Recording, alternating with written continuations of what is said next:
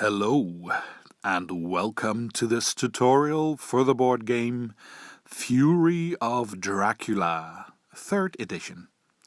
I was lucky enough to get one of these before it went out of print, but now it's back through another publisher.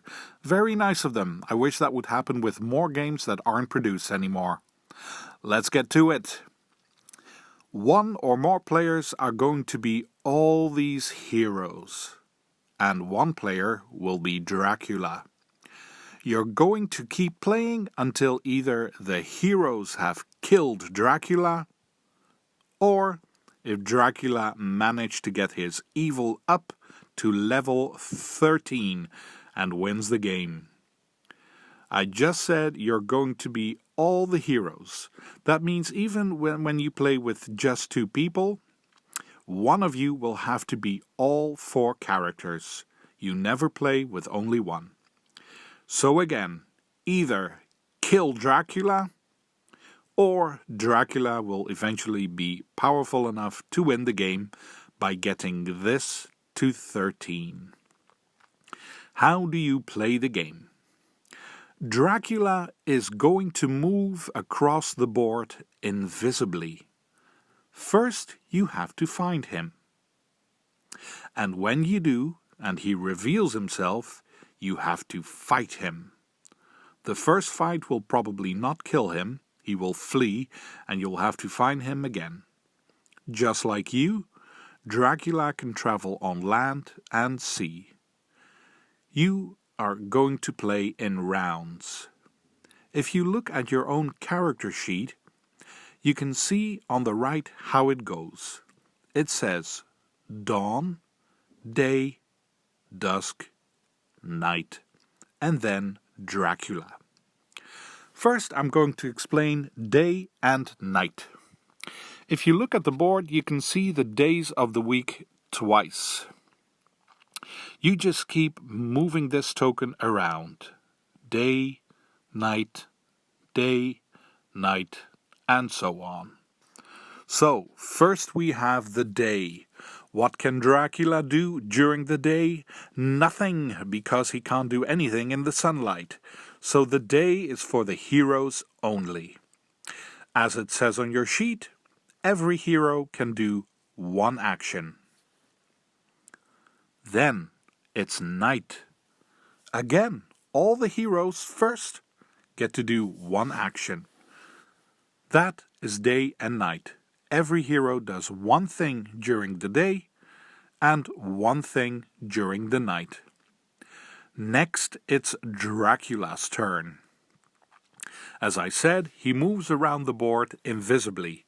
So this is when Dracula chooses a new space to move to. It has to be right next to the one where he is now. Let's say Amsterdam. He slides the other cards up and places the card for Amsterdam on the first space. Don't show it. Other players don't know where it is, but at least they know he is here right now. Then it says encounter. That just means Dracula puts one extra card under the one that he just placed. It's something evil. Another reason for heroes to find him soon before that evil gets to spread. So, a recap. One round is day, when heroes do one action.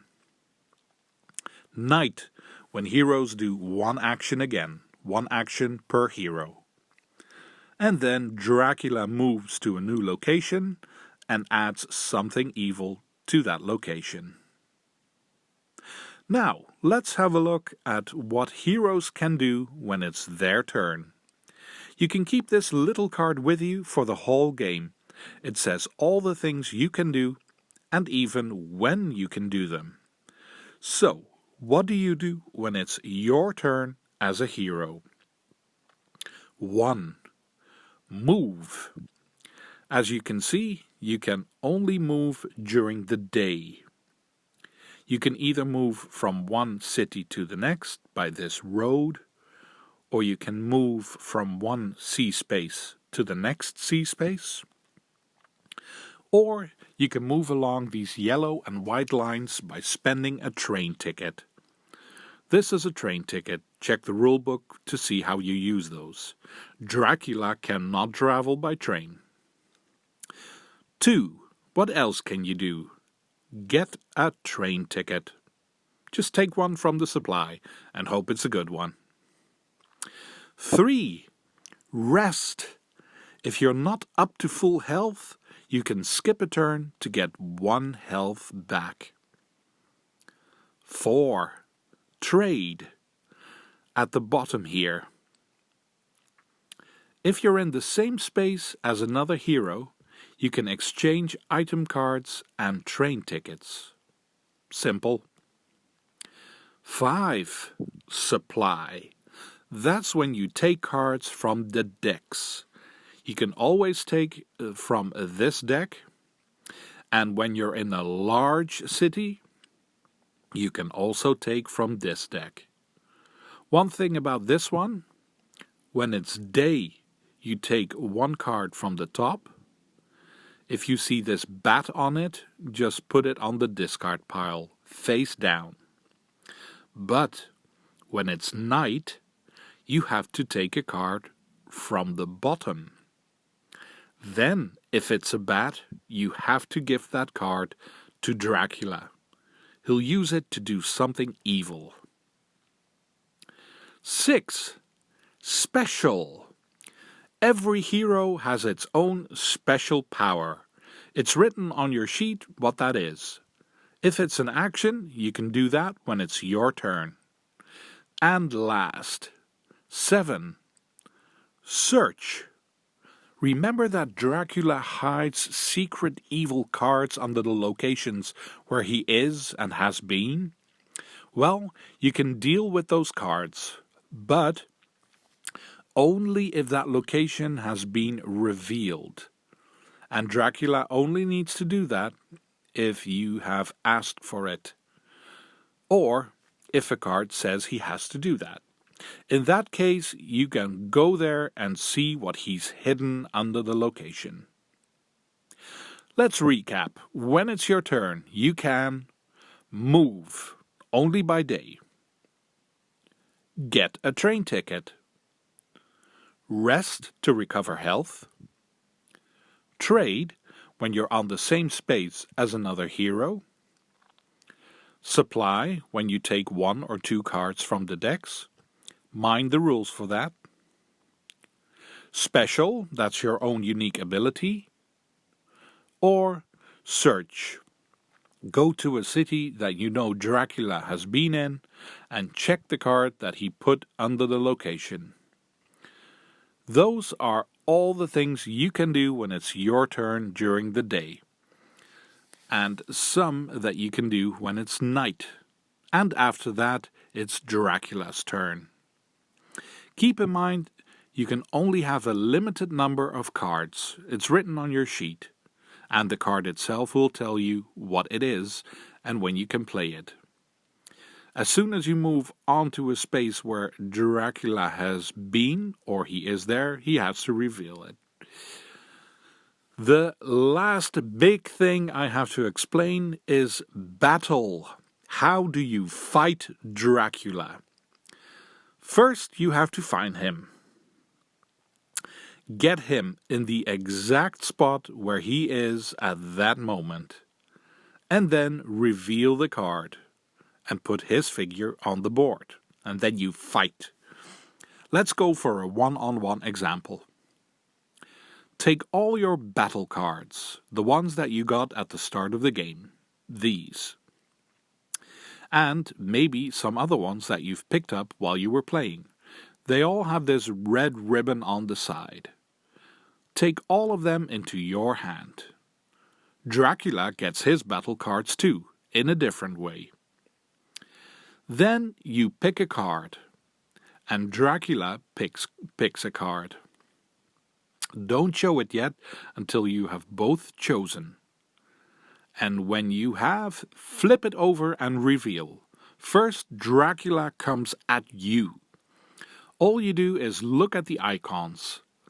Let's see these from the example. Dracula played this card with the hand. If you played a card with a hand on it, you have protected yourself, and Dracula does nothing to you. And then you look at your card, and you get to do whatever it says. You attack Dracula. That's all. Compare the icons on the card. If Dracula has an icon that you don't, he attacks you. And after he's attacked you, you could maybe do something to him. It will say so on the card.